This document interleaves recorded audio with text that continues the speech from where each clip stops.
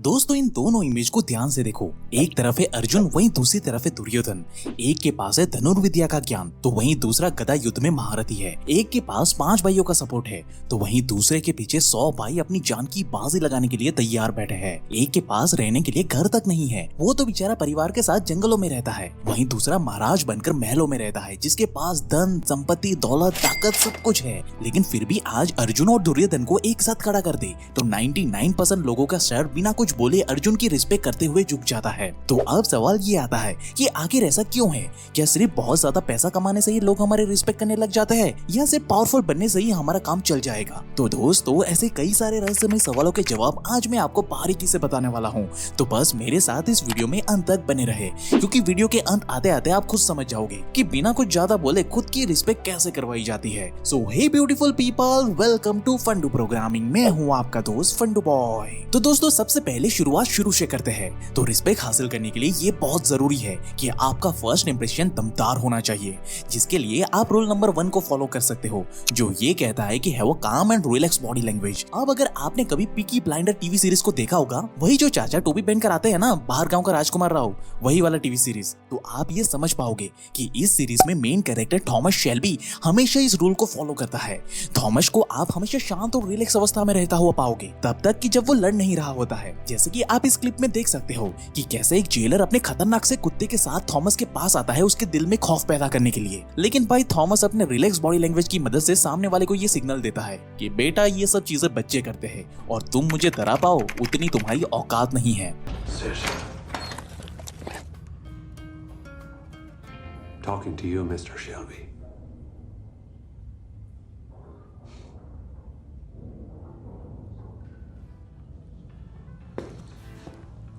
क्योंकि असल में जब आप इस रूल को फॉलो करते हो ना, तब ये दिखाता है कि आपको सामने वाले के एक्शन से कोई फर्क नहीं पड़ता, जिससे कि आप भाई बिना बोले सामने वाले के दिल में डर और रिस्पेक्ट की फीलिंग तुरंत ही पैदा कर पाते हो। क्योंकि पावर और रिस्पेक्ट को लेकर एक बात कही जाती है कि don't get upset with people और situation, both are powerless without your reaction. यानी कि जब तक आप कोई रिएक्शन नहीं देते तब तक कोई भी सिचुएशन या इंसान आपका कुछ भी नहीं बिगाड़ पाता। और इसी गोल्डन प्रिंसिपल को थॉमस शेल्बी बखूबी तरीके से इस्तेमाल करते हैं। जैसे कि आप इस सीन में देख सकते हो कि कैसे थॉमस बिना कुछ बोले भी सिर्फ अपने confidence and non reactive behaviour से सामने वाले को हैरान कर देता है। असल में ये कुछ इस तरह से काम करता है कि जब सामने वाला इंसान ये एक्सपेक्ट कर रहा होता है कि आप हाइपर रिएक्टिव हो जाओगे, तब आपका नॉन रिएक्टिव होना सामने वाले को ये साइन देता है कि भले ही सामने बैठा इंसान आपको डोमिनेट करने की लाख कोशिश कर ले, लेकिन आप उनसे ज्यादा पावर होल्ड करते हो और आपको काबू कर पाने का दम सामने वाले में नहीं है। जिसे बारीकी से समझने के लिए आप एक और एग्जाम्पल यहाँ पे देख सकते हो कि कैसे थॉमस अपने सिर पर गन होने के बावजूद भी शांत और नॉन रिएक्टिव रहता है। और थॉमस का यही एटीट्यूड सामने वाले के दिल में बिना बोले उसके लिए रिस्पेक्ट और दर्द दोनों पैदा कर देता है। He researches his enemies. That's why he's been chosen. I am chosen.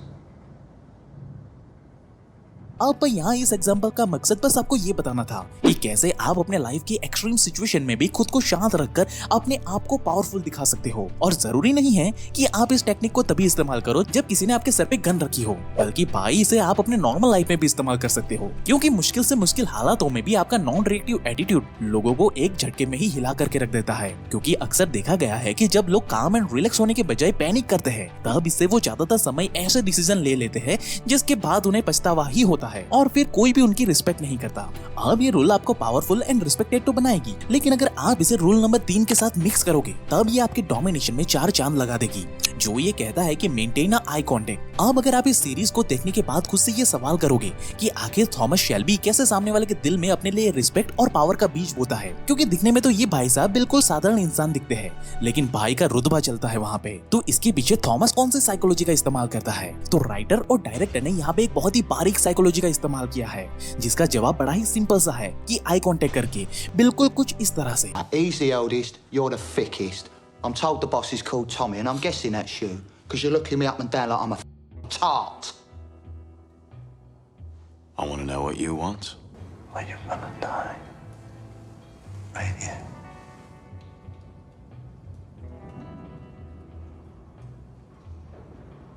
अब इसे आई कांटेक्ट करके आप सामने वाले से पावर और रिस्पेक्ट तो हासिल कर लोगे, लेकिन इसके लिए आपको बस एक बात का ध्यान रखना होगा कि किसी भी सिचुएशन या बेफालतू के झगड़े में लंबे समय तक आई कांटेक्ट करने से टेंशन थोड़ी बढ़ सकती है। इसलिए ऐसे समय पे आप ये दो काम कर सकते हो। पहला कि अगर आपके अंदर दम है और आप किसी भी सिचुएशन में झगड़ा मोल लेने के लिए भी तैयार हो, तब तो भाई आप आराम से अपने आई कांटेक्ट को होल्ड करके रख सकते हो। ऐसा करने से या तो सामने वाले की पूरी तरह से फट जाएगी या फिर बात थोड़ी बिगड़ भी सकती है। इसलिए इस टेक्निक को परफॉर्म करते वक्त आपको इस बात का बारीकी से ध्यान रखना है। वहीं अगर आप सामने वाले के दिमाग में ये सिग्नल डालना चाहते हो कि आप उनसे कई गुना ज्यादा पावरफुल हो, तब आप 3 से 5 सेकंड तक आई कांटेक्ट बनाए रखने के बाद नीचे देखने के बजाय साइड में देखते हुए आई कांटेक्ट को ब्रेक करो। ऐसा करने से सामने वाला इंसान आपके सामने एक बच्चा जैसा लगने लगेगा और आपका ये बिहेवियर सामने वाले के दिल में आपके लिए रिस्पेक्ट और डर दोनों भर देगा। अब भाई यहाँ तक हम ये तो सीख चुके हैं कि हम किसी एक पर्टिकुलर इंसान के दिल में अपने लिए रिस्पेक्ट कैसे पैदा कर सकते हैं, लेकिन अगर हम एक पूरे ग्रुप या लार्ज ऑडियंस के दिलों में अपने लिए रिस्पेक्ट कैसे पैदा कर सकते हैं वो भी मैं आपको यहाँ पे दिखाता हूँ। और मैं आपको ये बता दूं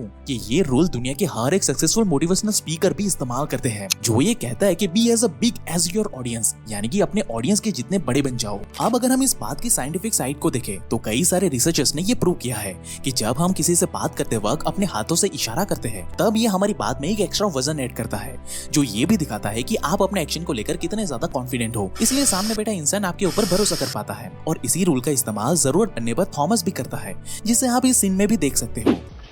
But the main thing is, you bunch of f***s, despite the provocation from the cavalry, no fighting.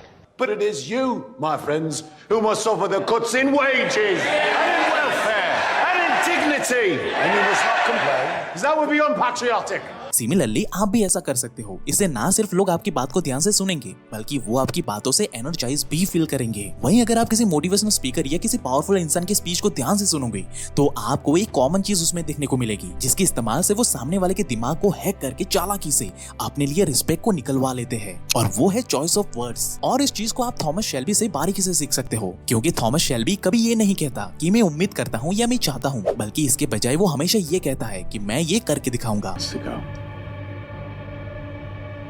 And you will change your ways. And I'll change the world. अब जब थॉमस किसी से ये शब्द कहता है ना, तब सामने वाले इंसान के दिमाग में ये सिग्नल जाता है कि भाई ये बंदा पावरफुल है, और ये बंदा उम्मीद रखने पर नहीं बल्कि जो चाहता है उसे हासिल करने पर विश्वास करता है। और ऐसा ही कुछ मोटिवेशनल स्पीकर और लीडर्स भी अक्सर करते हैं, जिससे सामने बैठी ऑडियंस उन्हें और ज्यादा रिस्पेक्ट करते हुए पसंद करने लगती है। क्योंकि दुनिया का ये अनकहा सच है दोस्त कि लोग हमेशा पावरफुल इंसान को ही पसंद करते हैं, और ये रूल आपको लोगों के सामने खुद को पावरफुल दिखाने में 100% मदद करेगा। वहीं दोस्तों, अगर आप ये चाहते हो कि लोग आपकी बातों को सीरियसली ले और कोई भी बड़े से बड़ा तुरम खा चाहकर भी आपके ऊपर दबाव या प्रेशर ना क्रिएट कर पाए, तब भाई आपको रूल नंबर 6 जरूर से सीखना चाहिए, जो कि है the carrot and stick rule. अब चलो मान लो कि आप एक ऑफिस में काम कर रहे हो और आप चाहते हो कि आपका खड़ूस बॉस आपकी सैलरी बढ़ा दे।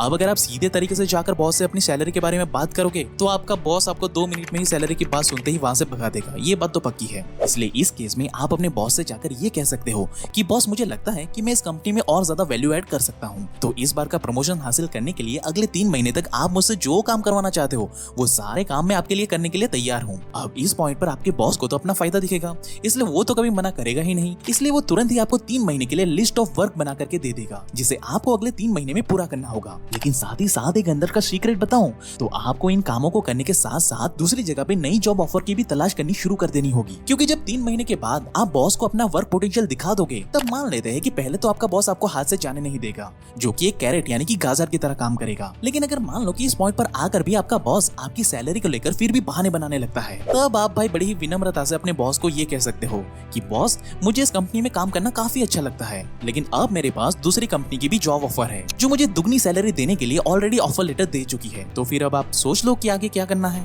अब आपका ये जवाब सुनते ही आपके बॉस के कान खड़े हो जाएंगे, क्योंकि ये जवाब आपके बॉस के लिए एक स्टिक यानी कि एक डंडे की तरह काम करेगा, और आपके बॉस के पास आपकी सैलरी बढ़ाने के अलावा और कोई ऑप्शन नहीं बचेगा। यानी कि कोई तुरंत खा चाह चाहकर भी आपका कुछ उखाड़ नहीं पाएगा, यानी कि कोई चाहकर भी आपके ऊपर प्रेशर बना ही नहीं पाएगा। उल्टा आप अपने बॉस को अपनी उंगलियों पे नचा दोगे। इसलिए अगली बार ऐसी सिचुएशन में फंसो तो ये रोल को इस्तेमाल करना बिल्कुल मत भूलना। वहीं दोस्तों, अगर आप ये चाहते हो कि लोग आपकी बातों को पूरे अटेंशन के साथ सुने तो आप रूल नंबर 7 का इस्तेमाल कर सकते हो, जो ये कहता है कि speak slowly and use pauses between words. वहीं अगर आपने किसी पावरफुल इंसान के इंटरव्यू को देखा होगा ना, तो आपने एक बात तो जरूर से नोटिस की होगी कि ये सभी सक्सेसफुल लोग जवाब देते हुए बीच बीच में कई बार पॉजेस लेते हैं। आम इन पॉजेस को देखकर कई बार इरिटेशन भी होने लगता है और लोग ये भी सोचते हैं कि शायद से सामने बैठे इंसान को जवाब पता ही नहीं होगा, बेवकूफ होगा ये इंसान। लेकिन भाई असल में सच्चाई कुछ और है, क्योंकि सामने बैठा वो सक्सेसफुल इंसान इस रूल को बारीकी से फॉलो कर रहा होता है। अब अगर इसके पीछे की साइकोलॉजी की बात की जाए तो ऐसा करने से आप लोगों के अटेंशन को अपनी और बारीकी से खींच लेते हो। साथ ही ऐसा करने पर आपके मुंह से निकले हर एक वर्ड्स की पावर कई गुना बढ़ जाती है, जिससे सामने बैठी ऑडियंस के दिमाग को ये सिग्नल जाता है